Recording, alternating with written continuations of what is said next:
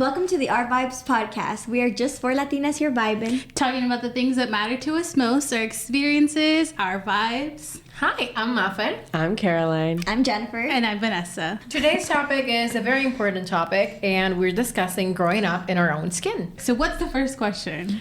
Okay, first question for today is, based on your experience being a Latina, did you have any insecurities growing up? Where do we start? Did they ever stop though? Should we start out with hair? Like, let's just talk about our mustaches real quick. Well, I don't know about you, because did you grow up like with a lot of hair? Because you're like the lightest out of all of us. Not really, no. No? You didn't grow up with hair problems? That's what I thought. I think the first time I shaved, I was probably 10 years old, and I felt like I had to because, commercials and people discussing it, like, around my family, like, oh, I'm wearing a skirt, I have to shave, and I was like, I guess I have to shave too. I found a razor, cut myself. Didn't work out great. And mom was like, what are you doing? I'm like, well, everyone's saying it. And I've been doing it since. But other than that, like facial hair or like my arms, not so much. I hate you, so you're a naked mole rat. Kind of. I hate you so much. Just hear vibing. I want to be a We're vibing and Talking about hating. things that matter the most. We're vibing and we're hating. No, when you said 10, I was like lucky because I didn't get to shave till I was like maybe like 13. I had just suffered through middle school with the hairy legs and the gym shorts. Like, not lucky. Like, I found it, like, I did it behind my mom's back. Oh. Yeah. How'd you get a razor? My mom had them in her bathroom. In the shower. Caroline, it's not contraband. Were they locked up at your house? They locked them up at Target, too. No, but They didn't lock them at a time. No, I grew up with hair everywhere. Like, the unibrow thing, the mustache, the sideburns, hair on my hands. I think it was like second grade the first time like a boy in my class like pointed out the hair on my arms, and I got really insecure about the hair on my arms ever since. I agree. Same here. I feel like the whole hair Latinas and being hairy, I feel like that made me super insecure. I actually shave until now. I shave my hands, my arms, I mean, and my legs. I shaved them when I was young because I remember this boy called me out and he was like, why are you, I wore a skirt and I didn't even know people were shaving. Like, I'm like, oh, is this what the cool kids are doing? I didn't even know. And I always realized I had like hairy legs, but I didn't really like think it was a thing until a boy was like, oh, why are your legs hairy? But the way he said it, I knew it was like a negative thing. And I remember I got home and I shaved the next day. And I didn't. Where'd you get? Again, it's not contraband. Yeah, I was like, I'm concerned. Like, did they have stuff like that? Your hair is not shaved. You're a single child that grew up with a single dad. Where'd you get it? My dad has a bunch of razors. Male razors are like male razors are cheap. That's what I use right now. Amazing. Don't use the pink one just because they're pink. Thank you for telling me. Yeah. You've been using the pink ones the whole time? No, I got my answer is what I'm saying. So thank you. Being attacked. We're here. concerned. No, it's just, they even come with more of like the little thingy to hydrate and stuff. And also I that pink text. I was just contributing to the interview. You're concerned everyone I was here. just like, I didn't know this is such a controversial thing. I don't know. I think actually now that I think about it, I was instilled from a very young age that like don't touch it because you're gonna cut yourself. You're gonna cut yourself. So I was scared of that razor that I would see my mom's razor. No, I Yeah. just learned the hard way and be like, oh, it cuts you. Yeah, I cut myself because I didn't know you had to go like one direction and I was going like trying to Oh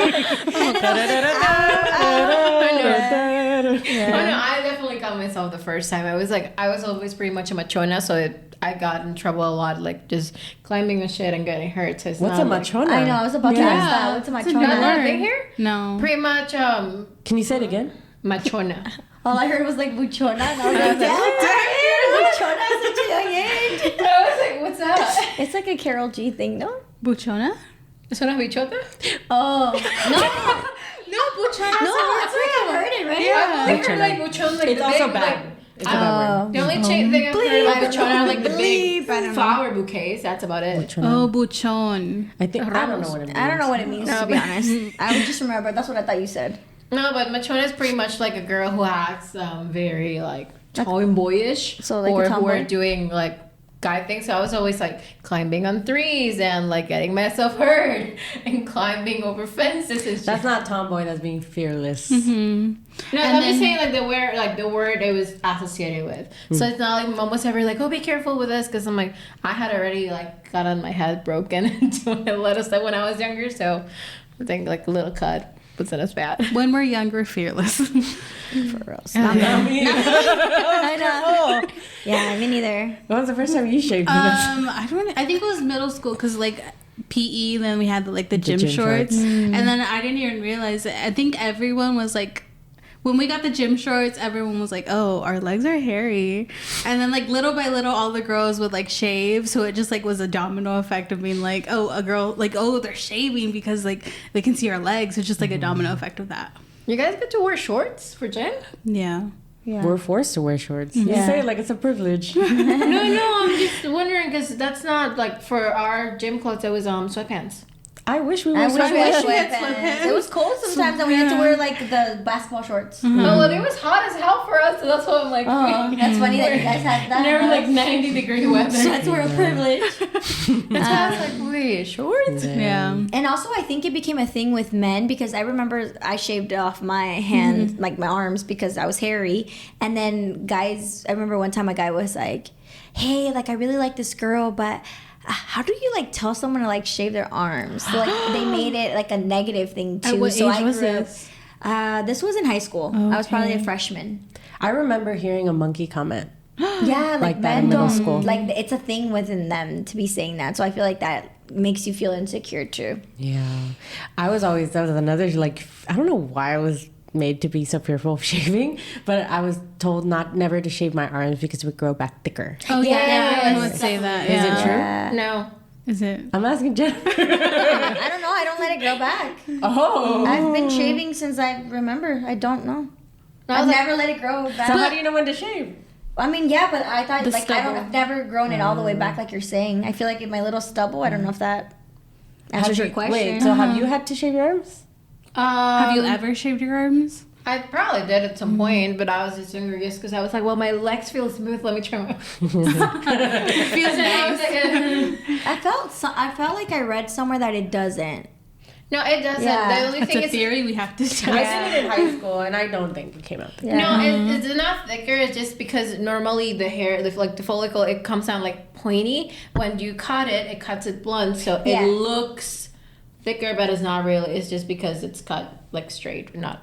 I don't think. But it's if that funny makes because sense. like yeah, like we're hairy and we shave our arms, but I've heard comments being like, oh, you shave your arms, so it's like I can never win, like what do I do? Or, oh, she shaves above the knees. I only heard that on Bob's Burgers. I'm like, I have what? never heard that word. Yeah, we're like on Bob's Burgers. I forgot what episode. I think it was an episode where Tina wanted to shave her legs, and her mom was like, "But don't shave above the knee because then it means that you're something. loose." She's hairy. Yeah. No, that you're loose. That if you shave above the knee, wow, it's because that's- you're up to. You're up to no good. I love Bob's So like, Burgers. I just wonder if it's just a different experience from not growing up hair. Well, Because I was don't like, I don't remember at least like growing up kids mentioning as much as just like hearing it from the women around and other girls or commercials that you were supposed to look hairless. Like obviously the shaving commercials and the wax and all this other stuff. I don't remember guys pointing it out as much at least. Maybe because there's more Latinas. That's what I'm saying. I wonder if it's a different experience from growing up over there. Because you have people from different ethnicities here. It makes sense. I mean, we do have diversity back home, but it's just Have y'all tried Nair? yeah. I've heard it hurts. It hurts. That's what I've heard from It people. hurts if you put it on for too long. Oh, maybe that's what they're doing. Because it has never worked for me. I wipe it off. It smells like.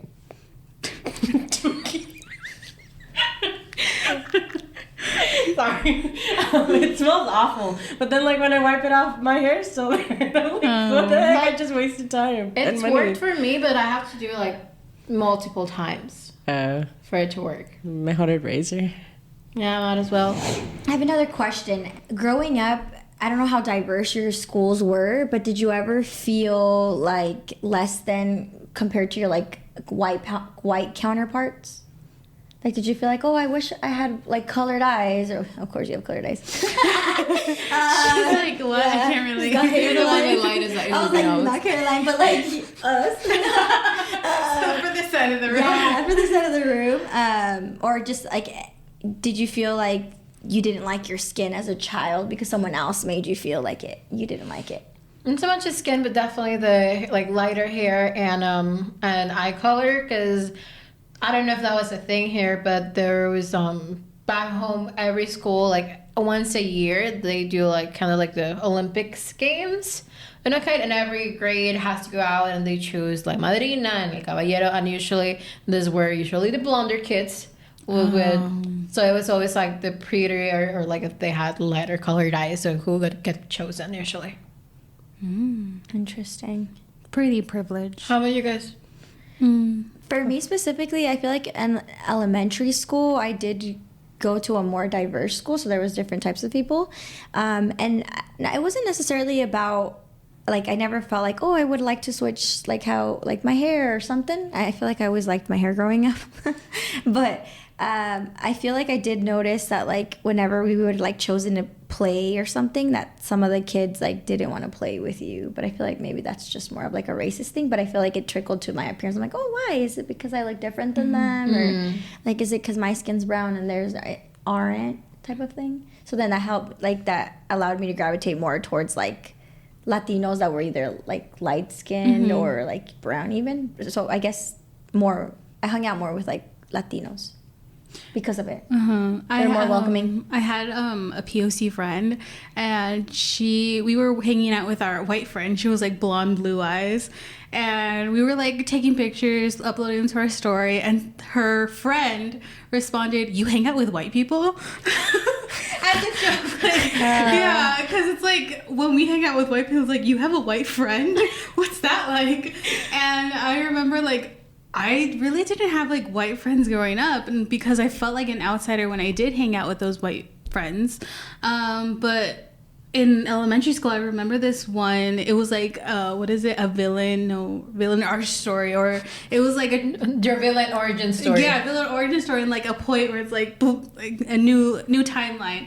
I grabbed because I had black hair, I grabbed a brown marker, and I thought like I could color my hair because like people had brown hair, and I'm like, I want to look like them. No, that's interesting. Like when you're little, like how your brain is like interpreting all of that, and you're like, oh, I'm gonna go change. Yeah. It reminded me of the show called Anne with an E, and she like hated her hair, her ginger hair, and she wanted to have brown, like pretty hair, like and she thought it was prettier than everyone else.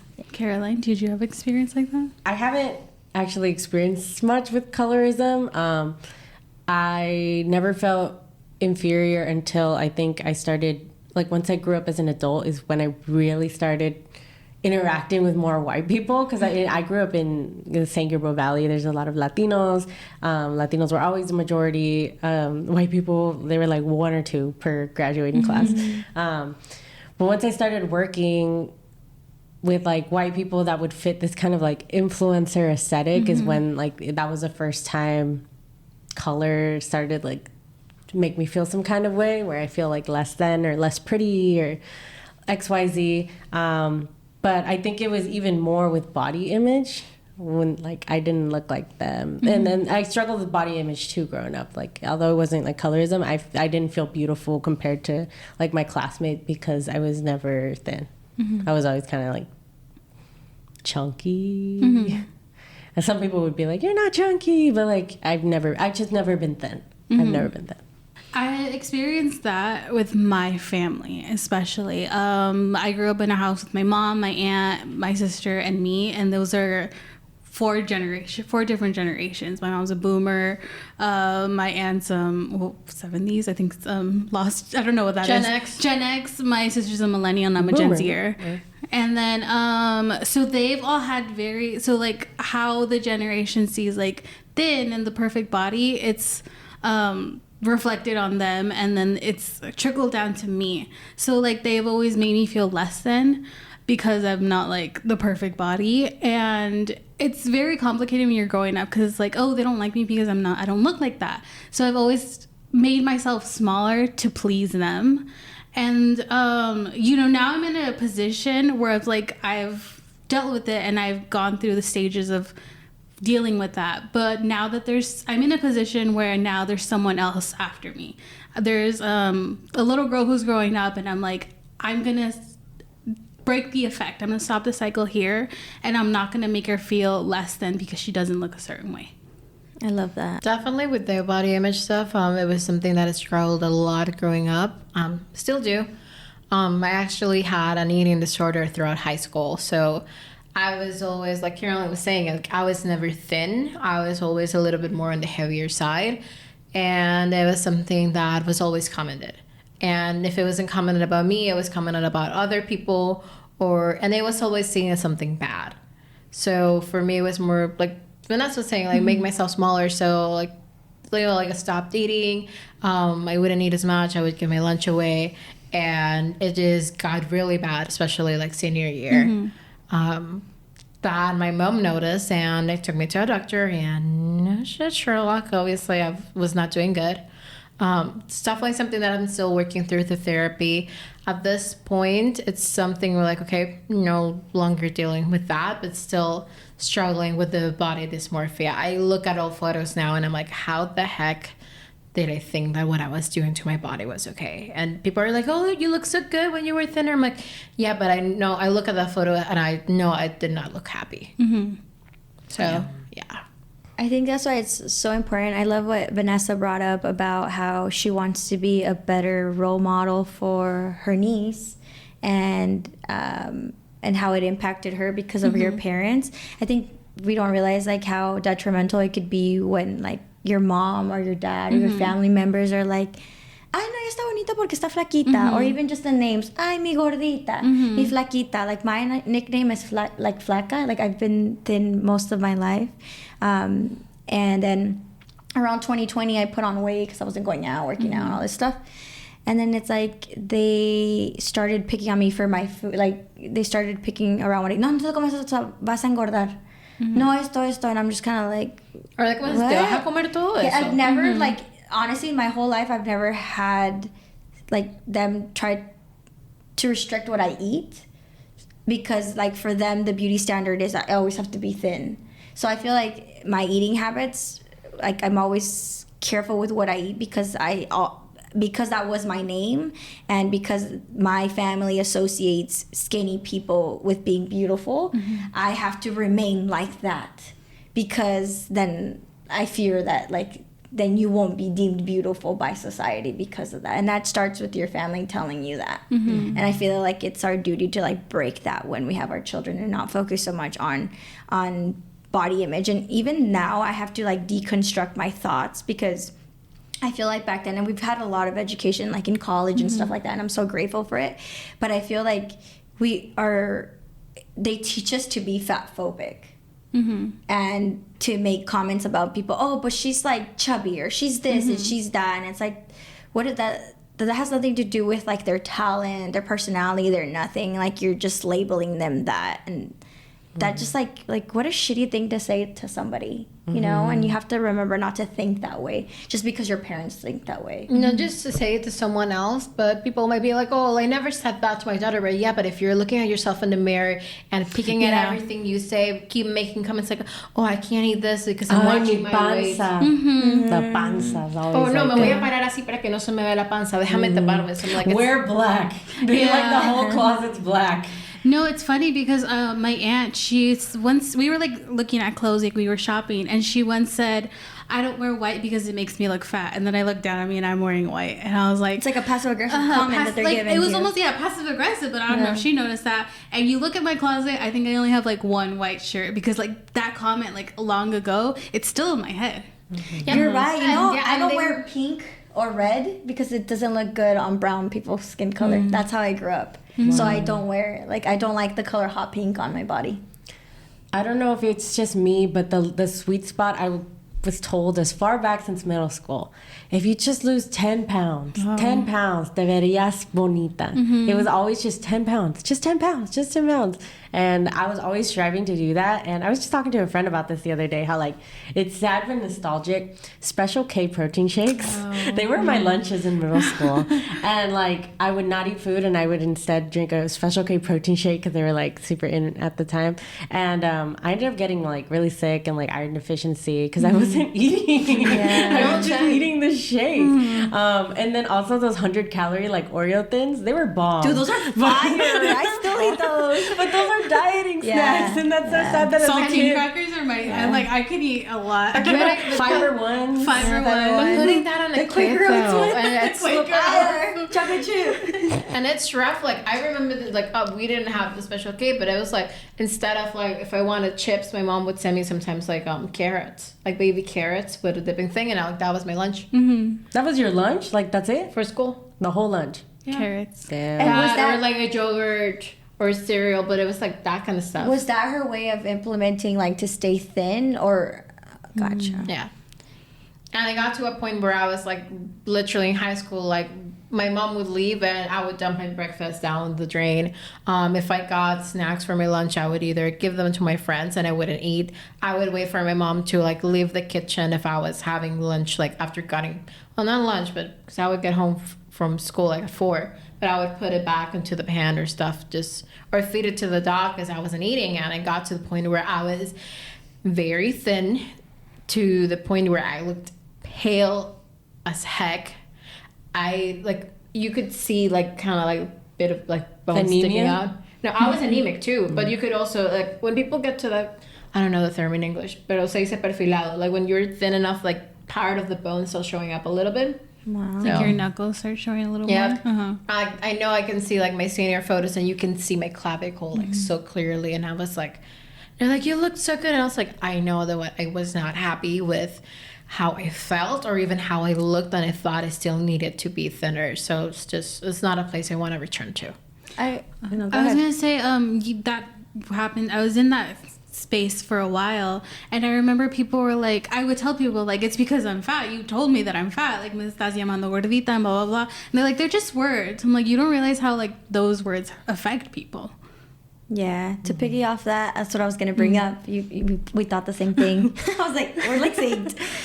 But yeah, I don't think they realize that they're not like blatantly telling you like, oh, you're not attractive or I don't find you beautiful because you're overweight, but through the comments that they say. And I don't think they realize how much they care about what society thinks, because what if your child is just happy? Like we're children, right? Like you grow up and remolding them, right? Yeah. So with your little comments, you're starting to realize like that there's something wrong with you.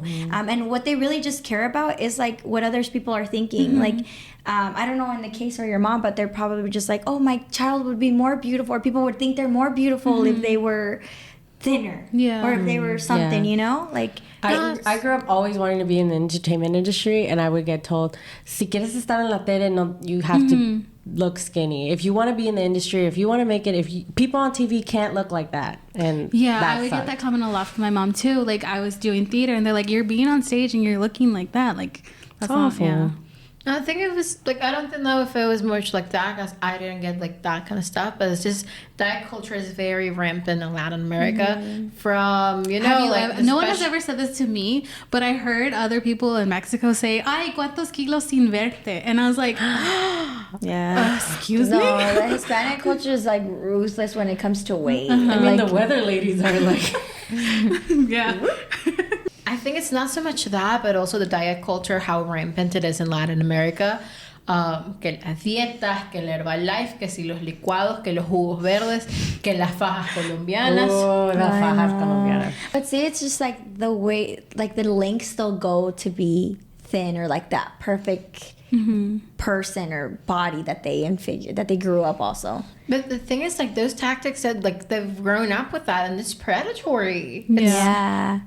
Like making people think like with the Herbalife or like the jugos verdes, no es que si te vas a tomar esto, te baja de peso y que te baja el colesterol. Y I'm like, man, like People think that it's gonna cure you, like if you're diabetic or stuff. And like people refuse to take medication and like find medical help because they think this is gonna help. Ozempic is like so huge right now. Oh my god, I know. Do y'all have tias on Ozempic? No, do you? I Not heard it's yet. a difficult drug to get I by. No, they're starting to expand it more to Oh. like I do. Medi-Cal and you're on Ozempic? No, You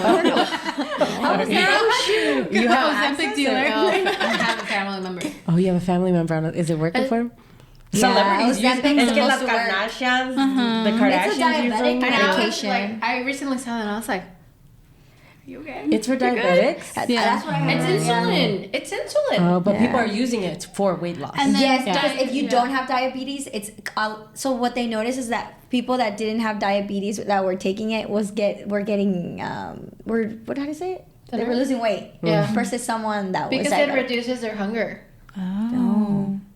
So replacement, then again. Yeah. Dang. Your replacement. But diabetics, I saw a tweet that's like, I'm rationing my Ozempic because you guys want to be pretty. No, yeah, 'cause there was it's people couldn't get happening. it anymore. That's what I was saying. I heard it's it was happening. difficult to get. And insurances are making it even harder to get access to it and asking for prior authorizations and stuff before they depend on this medication because they don't know if people actually need it or if they're just asking for it from the doctors to lose For weight. weight loss Mm-hmm. purposes. I could have swore I saw a TikTok that was like, Well, ask your maybe. doctor because they're expanding access, but maybe they change things really quickly. Like they're 'cause I would- expanding access to it for people who are not diabetics that they want to lose weight, but for it's also like other issues. Yeah. Yeah. Okay. Jen, you brought something up about like when you're little, like you don't think about that. Because I remember I didn't think about my body when I was younger. All I thought about was like playing Roller Coaster Tycoon and Yeah. playing volleyball. Like that's all. That was all that I was thinking about. But I was hearing my older sister, and she was like picking at her body, and I'm like, oh, am I supposed to be worried about that? Less and I habits are learned. Yeah, and I remember like I would say like I don't care about that. Like yeah, I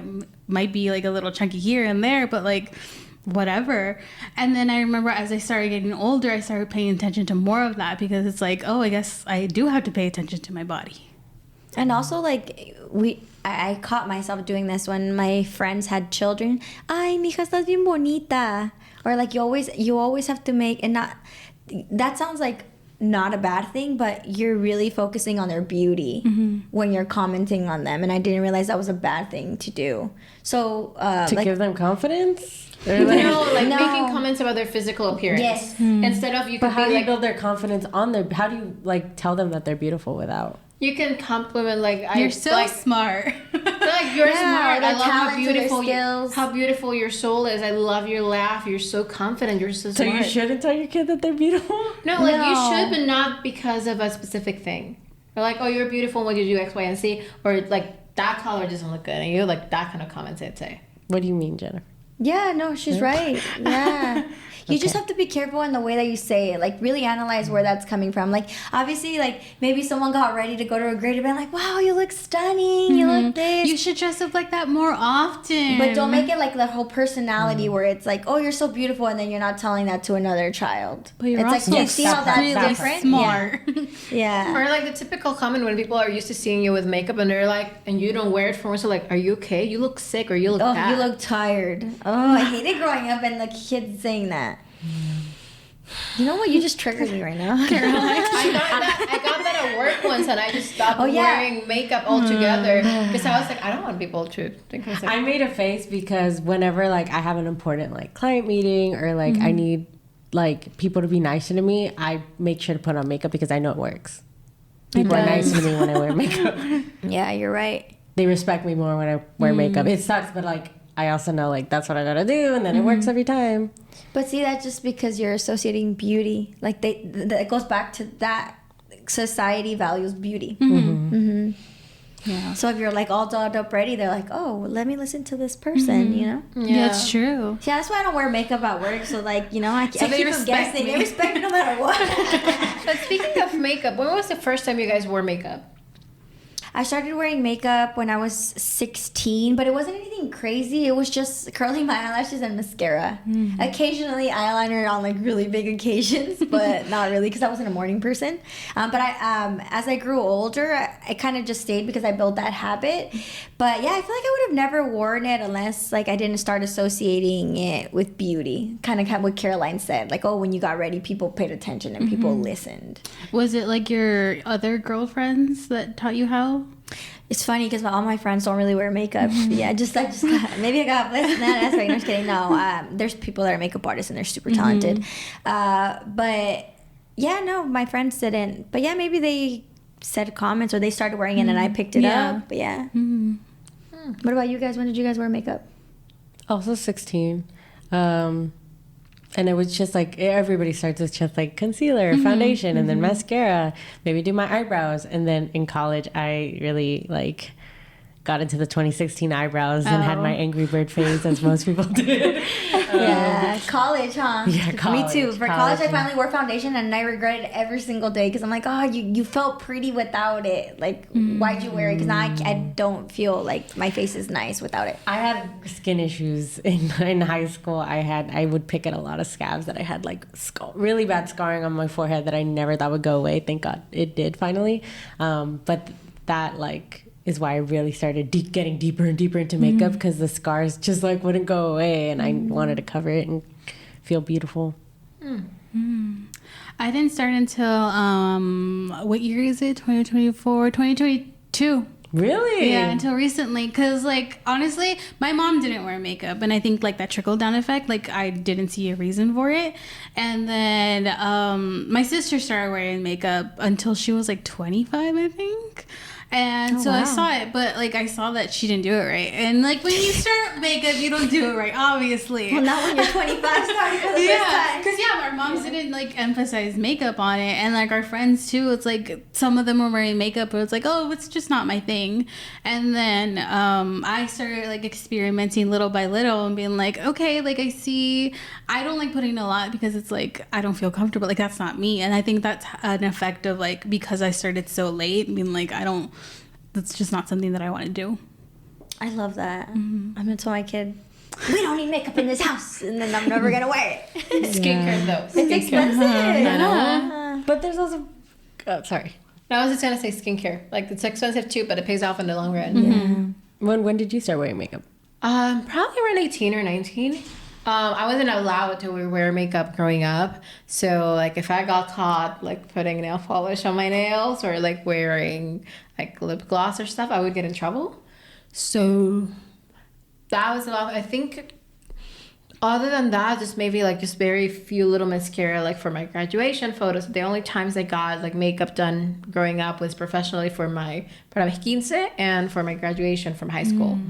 And I just didn't feel like I looked like myself. I don't wear makeup often, like right now because we have the lights. I was about to ask you, is that why you have such like extravagant, like you always make sure to have the bold eyeliner, the red lip? Is that like your way of rebelling now? No, it's just I really like the color. Like it looks. I just like it. Yeah, I just like it. It's very classic. Excuse. My rebellious part was dyeing my hair and keeping it dyed because I was not allowed to do it growing up.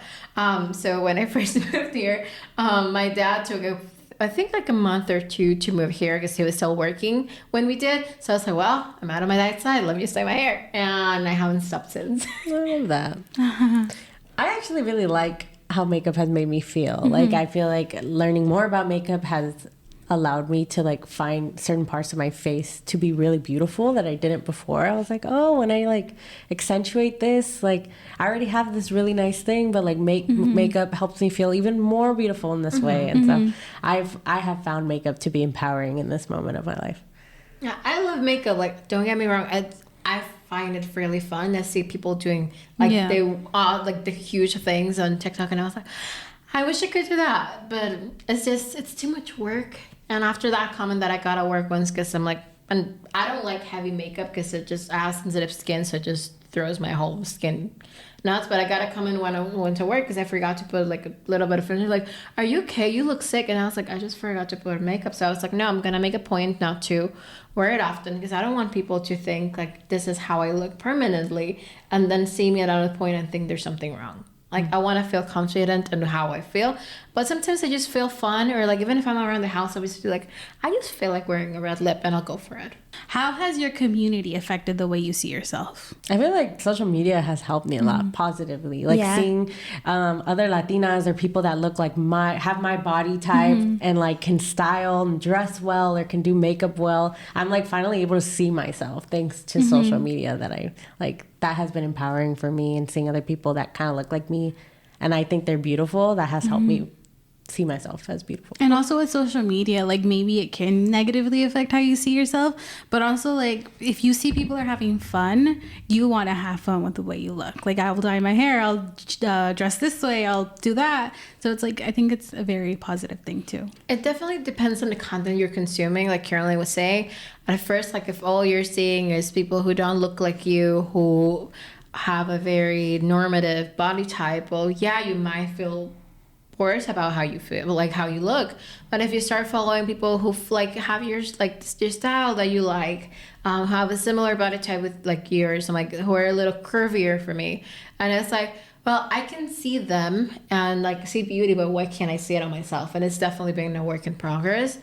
And it's just so much fun to find a way to self-express through style. Like the amount of vintage creators that I follow with like 1940s and 50s style is just amazing. Yeah, I'd say social media too, just like the whole movement as a society that we've done with loving your skin and who you are. I feel like that's been very empowering.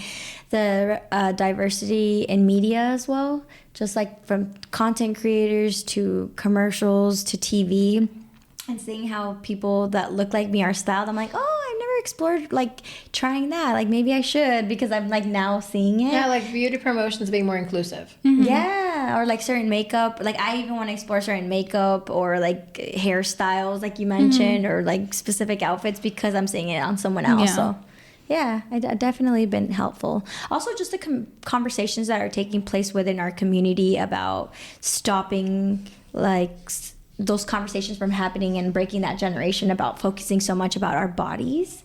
Like I think that's also great, because I don't know, whenever I have kids one day, if I ever have kids, I don't know yet, but if I do, I wouldn't want to bring those types of conversations or thoughts into my child's head, and I would like to be mindful about it. So I'm glad we're having that That awareness. yes.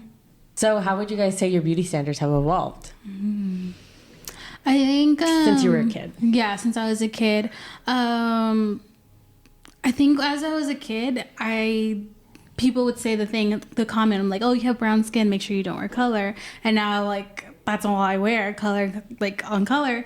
And I think it's like kind of an empowering way of being like, F your beauty standards, F the way you thought about me, blah, blah, blah. So I think it's like, it's a form of empowering. Same, wearing whatever I want. I still get comments from loved ones of like, no te vistes como la moda, solo lo que te acomoda or whatever. Like, no, I'm gonna wear whatever I want, and if it makes me feel confident, that's enough for me to want to wear it. So I love that. that kind of confidence I'm grateful to have evolved into. 100%. And just even like back on like moda, yeah, maybe it's not a fashion to wear like 1940s style dress, but I like it and I feel pretty wearing my bows and with my bold lip and just wearing whatever the heck I want, so I'm doing it. And also embracing my curls lately. That's a lot growing up. I don't know if it was you guys' experience, but curly hair was just seen and messier. Yeah, they were like, brush your hair. This is my hair. I brushed it. I know, and I like, and especially back home because we have humidity at 100%, like all the time. So my curls were always puffy, and I didn't know how to take care of them. So it was a lot of like my friends, like we would bring like your hair straightening to school and do it there, or like they will help me like braid it because I cannot do anything with my hair. That's why I'm like, I keep it short now. I love my curls. I'm finally learning to take care of them. So it's just definitely being a changing point. Curly-haired people finally got their love, because I remember when I was younger, all my curly-haired friends always straightened their hair. I was like, your hair's so nice, but like straight hair was like the beauty standard. So I've enjoyed seeing the shift there. I feel like that stuff's coming back with the whole Y2K fashion. Oh, I know. I'm like seeing less and I don't even guilty. I'm seeing less and less curly hair being paired with that kind. Of fashion. That worries me. Yeah, no, definitely that that's a factor. But I never really thought about it, how the eras of fashion really impact people. I'm more concerned about like the Y2K fashion coming back with the low cut shorts. Because if you got a panza. That was my generation, girly. Britney Spears, mine Hilary too. Duff. Like mine too, but it's like the fact like I could not crouch down without my butt showing. So I was like, Yeah, I hated those pants. So I just really hope like don't let them come back. If the younger generation But if is they listening, don't let do, them come wear back. what makes you feel Yeah. pretty, wear what makes you feel comfortable. Period. And wear it with belt, please. I don't want to see anyone's a crack. I don't want to see cracks. And I feel like it's also a work in progress. Like me personally, like when it comes to clothing, I've worn pretty much whatever I want. I really like the fashion space, so I've never been afraid to wear anything in that aspect, unless I feel like it didn't look good on me or something. But even then, I'm like, why doesn't it look good for you? Why aren't you liking it? It's usually like some body dysmorphia or something. But now, like every time, I still have to break down all the stuff that I've grown up with. So I think that's how. I don't think I'm 100% there yet because I still struggle with things that I don't like, or I can't wear that because this, and I'm already like thin, and in people's standards it's like, oh, you're already fine, you're already perfect, but I feel like I struggle with my own things, and I limit what I eat and what I don't eat, and so I'm trying to have a good relationship with food and not feeling guilty when I have something that I enjoy, and just eating something because my body needs it in that moment, and it's okay to eat it and have like a balance, you know. And you don't have to earn your food, but if I'm eating this now, then I have to go to the gym later. It's just, that part, like I feel like I've never had a good relationship with food, and I've always had to limit myself, but I actually have a really big appetite, and I love eating. So, and I remember out of all my cousins, like they were all naturally thin, but I've been thin, but I am like pudgy thin, where like I'll get love handles and stuff like that is if I start eating like junk food and stuff like that. So I feel like everybody else was like perfectly super skinny, like the Britney Spears and the like, you know, they were all flat. Not me. It was like more on the pudgy side. But I was like, I'm already like, I look back now and I was like, oh, you were fine. Like, what the hell's your problem? But like in your head and your own, like you build your own like negative things. You just keep looking at yourself in the mirror and finding things to pick out. Yeah, instead of just like being happy. Now I look at it and I'm like, dude, you're like, what the heck was wrong with you? But so I'm learning now to just unprogram what I know. This is your reminder to accept yourself. Love yourself. Sometimes you have bad days, but that doesn't erase the good days. And you're still beautiful even on your bad days. So thanks for listening and tuning in. Make sure to like and subscribe. Share, leave comments on what you'd like to hear, share your story with us at Our Vibes Media on Instagram, TikTok, and more. Thanks for watching. Thank you. We'd love to hear from you. Bye. Bye.